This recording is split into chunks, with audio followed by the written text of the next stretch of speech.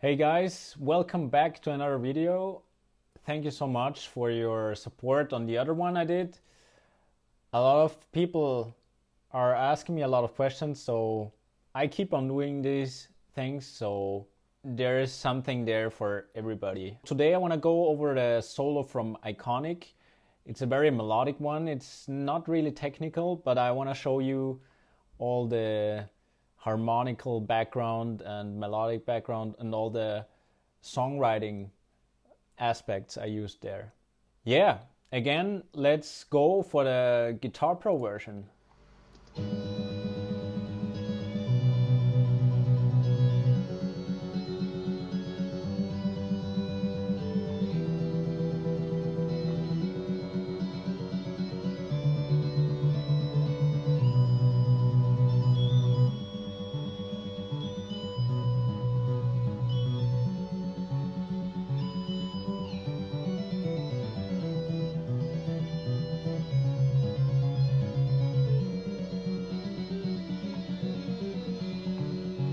You can get the original one, or you can listen to it by clicking the links in the description, so you can actually listen to the real recording.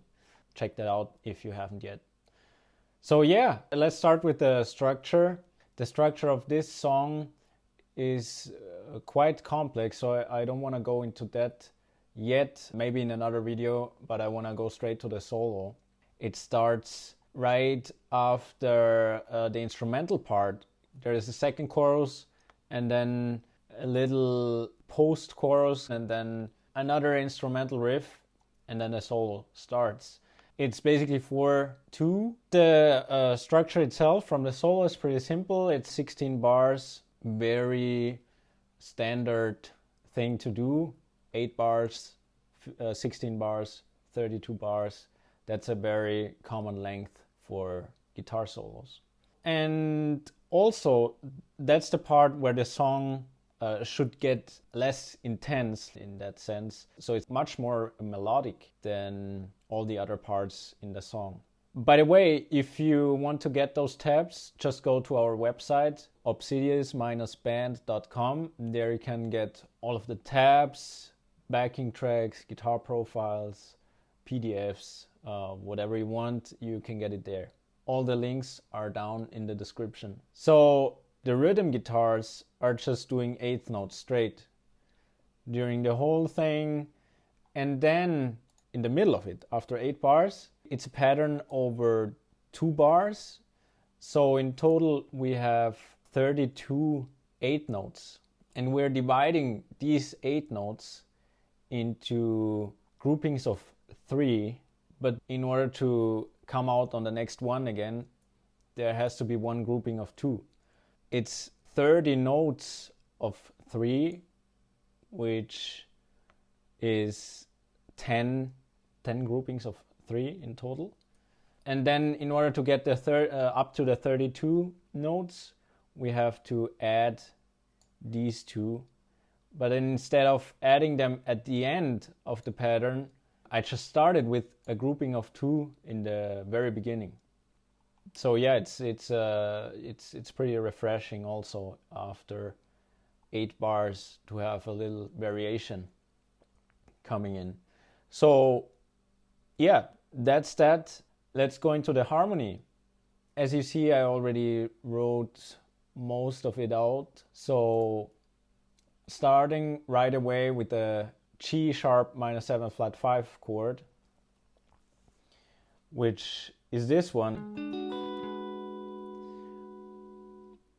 By the way, this guitar is tuned a whole step down. Some chords might be confusing if I play them. It's just because I have this guitar in another tuning.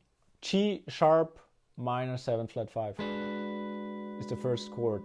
The whole thing is in B minor, so in that case it's like the 6th degree, but I personally see this as a 1 chord but with a different bass note. If you see it like that, it can be a B minor 6 chord with a 6 in the bass. It's the same notes.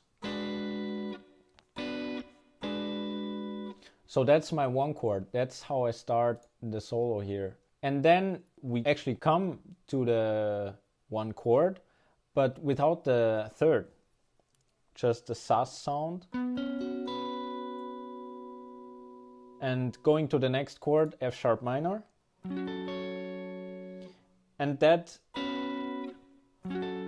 is the 5 chord, but in minor. So what I think is interesting too is that this could be a cadence as well to F sharp minor. If we look at this as G sharp minor flat 5, coming to B sus 2 could also be just C sharp sus 4, which would lead us to F sharp minor. So this progression could have like a double meaning. For me personally, I would see this the B as 1 and then F sharp minor is 5, and then going to the flat 6 major 7 chord, G major 7, coming to E minor, and then F sharp 7 is just a 5 chord with a flat for a 13 in it. And then the resolution is more or less to the 1 chord, but with the third in the bass, with the 9 in it as well, so B minor at 9 over D. And then finally the 1 chord. So the 1 chord in itself, just a straight 1 chord, comes right at the end of the first half. So at the 8th bar. And then the progression starts all over again. It's more or less the same thing. Again, the 6 minor 7 flat 5 chord, or the 1 chord in a different inversion, so 1 minor 6. Then going to the sus sound again, to F sharp minor, G major 7, then E minor, which is actually here the 4 chord, 4 minor. And then we go into the double dominant, C sharp 7, and then 5 7 chord. Again, at the end, 2 bars long before the next part comes in. I always try to have this thing at the end where you have like a dominant chord or some kind of tension at the end. So when it comes back in, you actually start at the 1 chord. Yeah, so let me know if you have any more questions about this, but I think it's pretty straightforward. Then melodic analysis, starting right away with the root note actually. This is the melody for the beginning. Just a B up there. Going to the third, where actually there's no third in the chord, which kind of makes it interesting because this is not very common, because it has a flat 9 interval in it. But I think in that case it sounds quite interesting. You have this flat 3 or flat 10, whatever you want to call it, and it's actually a tension. It's not a chord tone because it's not part of the chord. So yeah, that's the interesting thing there. And also, if you see that as we talked earlier, this could be a 5 chord to F sharp minor, which would be a C sharp 7 chord. This is actually the flat 9 in it.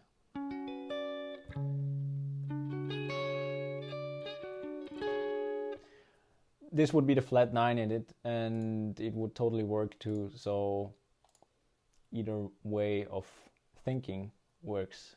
To release it to F sharp minor. And then there's just this little motive which comes later again. Landing on a 5th of F sharp minor to root note,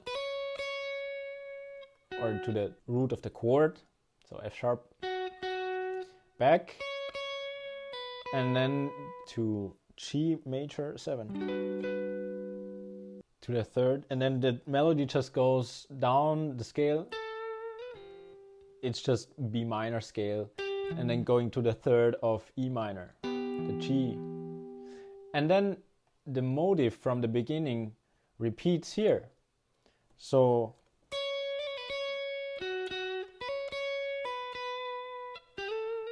and here again, same motive repeats, and it goes straight into the F sharp 7 chord, 5 chord of the scale.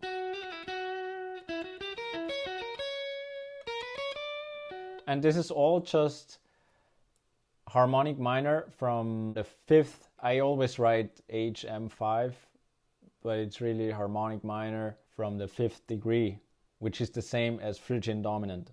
So basically F sharp Phrygian dominant.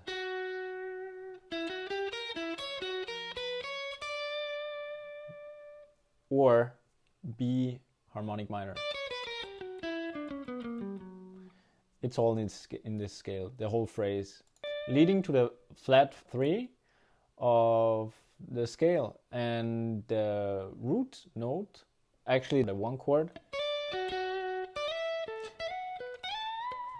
And here it's just a little motive going through the scale. We're still in B minor, so it's all pentatonic based, so B minor pentatonic.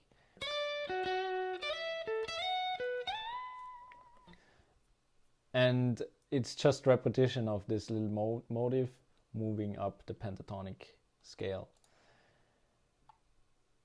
And then just the ending of the first half. It's just a little melody going on, nothing crazy. They're still in the key of B minor, nothing changes there. And I wrote the notes up here, as you have seen probably, which note in the chord, the melody note it is. So basically you can just read this also with me.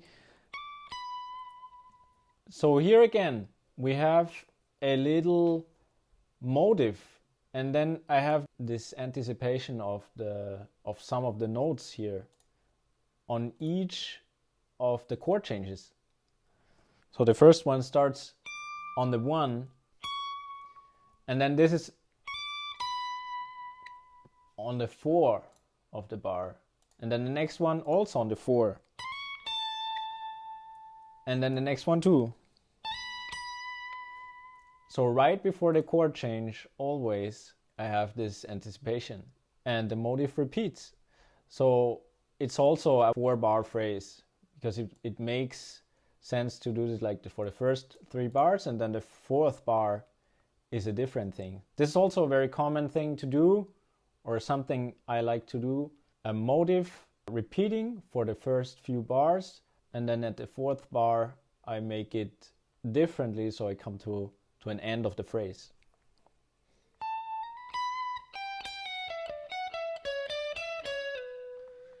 All G Lydian in that case. G Lydian. G Lydian is the same as B minor or B Aeolian, the regular minor scale.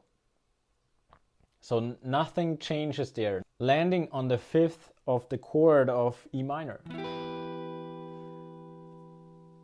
And still being in the same scale. So in that case, E Dorian, which is just the same as G Lydian and B minor or B Aeolian. So staying in the key, here I have the same motive I had in the very beginning, twice actually. This little thing and this phrase over here, and here again, almost at the end, this phrase comes again. And then I have this double dominant, which is C sharp 7. I land on the root note of the chord, and then I just do a little chromatic passing tone to the root note, which actually comes from the bebop scale. which is the same scale as the Phrygian dominant scale, but adding this as a chromatic passing tone, the major 7.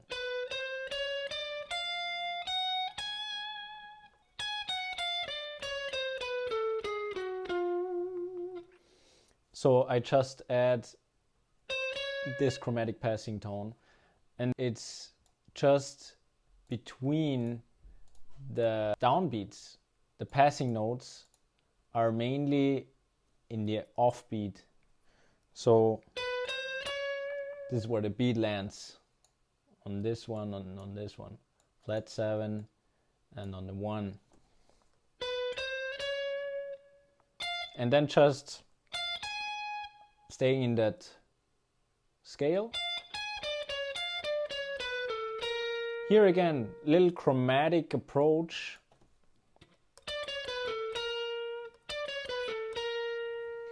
To the next chord tone of the next chord. So I go down the scale, and then instead of going straight to the note I want, there's still, it doesn't work because I have still one note to play in that measure. So I added the lower one. So it's a chromatic passing tone from below to the next chord tone, to the A sharp, which is the third in that case, third of the chord. And then same scale again, harmonic minor from the 5th degree, F sharp, Phrygian dominant. The whole phrase is staying in this scale.